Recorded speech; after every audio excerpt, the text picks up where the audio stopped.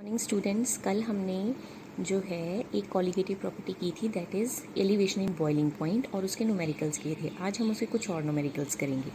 ठीक है, जैसे एक न्यूमेरिकल है 18 ग्राम ऑफ ग्लूकोज का फॉर्मूला दिया हुआ है ताकि, और मॉलिक्यूलर मास भी दिया हुआ है। ठीक है, अगर नहीं दिया होता मॉलिक्यूलर मास तो आप फॉर्मूले से खुद निकाल लेते।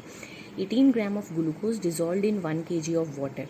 मतलब ग्लूकोज क्या है? सॉल्यूट, और वाटर क्या है? सॉल्वेंट। ग्लूकोज का मास दे रखा है 18 ग्राम, मतलब मास ऑफ सॉल्यूट WB 18 ग्राम दे रखा है। ठीक है, मोलर मास ग्लूकोज का MB 180 दे रखा है।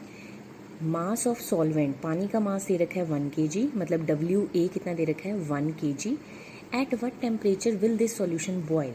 ठीक है, अब बॉइलिंग का क्वेश्चन है तो आपके दिमाग में एकदम से स्ट्राइक करना चाहिए कि फॉर्मूला आपने क्या लगाना है, that is delta TB is equal to KB into M। ठीक है, this is elevation in boiling point, delta TB is equal to KBM, ये फॉर्मूला लगाना है।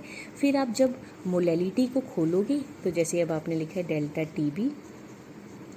TB is equal to KB into molality अगर नहीं दे रखी तो WB upon MB into 1000 upon WA। ठीक है जी, ये फॉर्मूला होता है। WB आपको दे रखा है 18 ग्राम, WA आपको दे रखा है 1 kg, उसको ग्राम में चेंज कर लो 1000 ग्राम। MB आपको दे रखा है 180, KB आपको क्वेश्चन में गिवन है 0.52। ठीक है जी, आपने निकालना है बॉइलिंग पॉइंट ऑफ सॉल्यूशन। तो सबसे पहले आपको क्या नहीं दे रखा? KB भी दे रखा है, WB भी दे रखा है, MB भी दे रखा है, WA भी दे रखा है। अब क्या निकालो बेटा? डेल्टा TB निकाल दो, डेल्टा TB निकालो। ये तो डेल्टा TB तो क्या आया? एलिवेशन इन बॉइलिंग पॉइंट, की बॉइलिंग पॉइंट में कितना इंक्रीज हुआ। ठीक है, ये आया एलिवेशन इन बॉइलिंग पॉइंट। आपने बॉइलिंग पॉइंट सॉल्यूशन का निकालना है, तो सॉल्यूशन का बॉइलिंग पॉइंट कैसे निकालोगे? Boiling point of solvent plus delta TB। ठीक है, क्योंकि बेटा जब पानी था, ठीक है, पानी का बॉइलिंग पॉइंट होता है 100 डिग्री, 100 डिग्री मतलब 373.15। जब आपने उसमें ग्लूकोज डाल दिया तो उसका बॉइलिंग पॉइंट कितना इंक्रीज हुआ? इतने केल्विन इंक्रीज हुआ।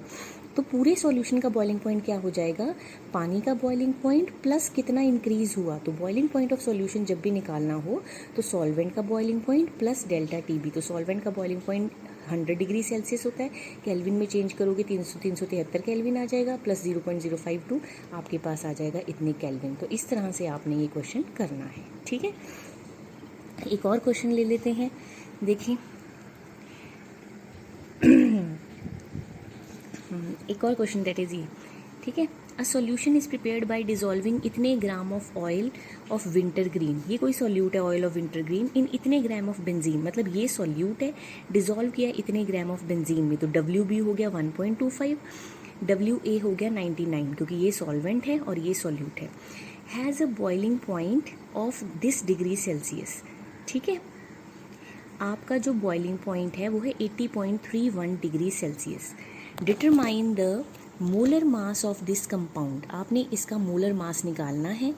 प्योर बेंजीन का बॉइलिंग पॉइंट दे रखा है 80 डिग्री एंड KB बेंजीन के लिए दे रखा है इतना। अब आपको पता है अगर बॉइलिंग पॉइंट का क्वेश्चन है तो आपने फॉर्मूला लगाना है delta TB is equal to KBM, और जो M है मोलैलिटी का फॉर्मूला होता है WB upon MB into 1000 upon WA।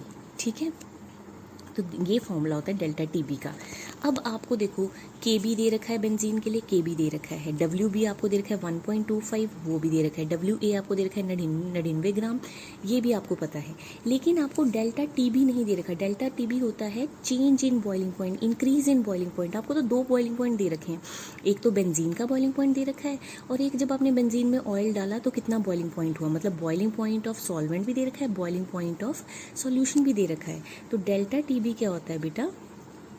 Boiling point of solution minus boiling point of solvent. Okay, दोनों का बॉइलिंग पॉइंट माइनस करो, डेल्टा टी भी आ जाएगा आपके पास। देखो अपने पिछले न्यूमेरिकल में किया था, बॉइलिंग पॉइंट ऑफ सॉल्यूशन कैसे निकालते हैं, boiling point of solvent plus delta T भी। तो जब डेल्टा टी भी निकालना है तो सॉल्वेंट को उधर ले जाओ, तो boiling point of solution minus boiling point of solvent.